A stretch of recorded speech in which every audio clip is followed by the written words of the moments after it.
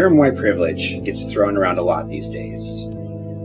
Most often, it comes from middle-class white people who wish to show solidarity with lower-class blacks. It is certainly a generous effort, which I believe to be entirely good-natured and well-intended.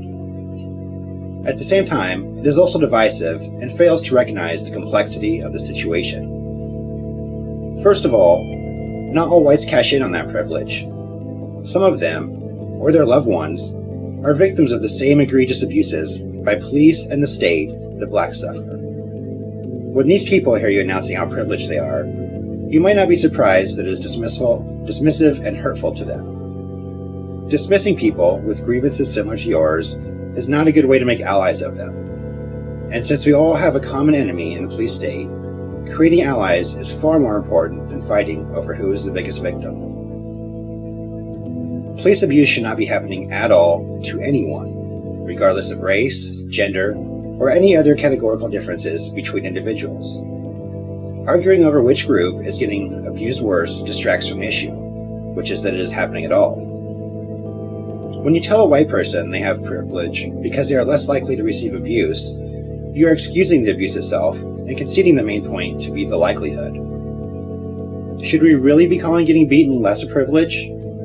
Why are we focusing on fairness and beating distribution rather than addressing the source of the beatings and the fact that it is wrong every time it happens? Isn't that setting the bar a bit low? Why are we accepting any beatings at all? Why aren't we all, past and possibly future victims of police, joining forces rather than bickering over perceived favoritism? Not being subject to bigotry is not a benefit.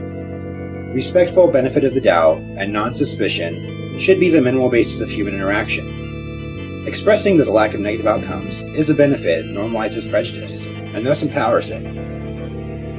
There are certainly a lot of ways that just being black can work against you, culturally and institutionally. But this does not mean that the culture and institutions are working for all white people either. In actuality, it is only working for police and for the ruling elite whose interests they protect. Meanwhile, police and the ruling elite are benefiting over the infighting of their victims.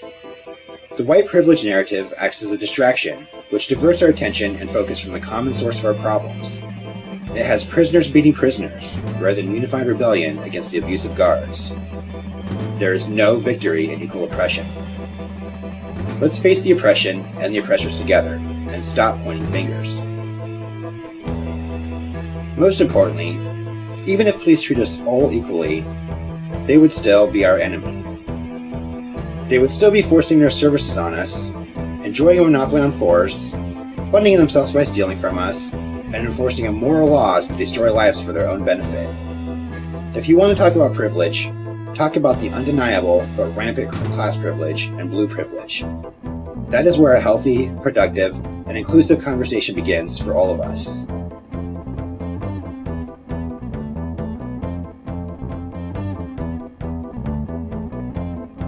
Yet this works both ways. Not only should the people using the misguided term find better ways to communicate their frustrations and concerns, so should those who think they have a monopoly on truth and are treating the people using the term as enemies. None of us are one another's enemy. We all have one common enemy, police and the state. Let's find ways to communicate that without any self-righteousness or competitiveness, and then we can work towards a mutually beneficial victory, together.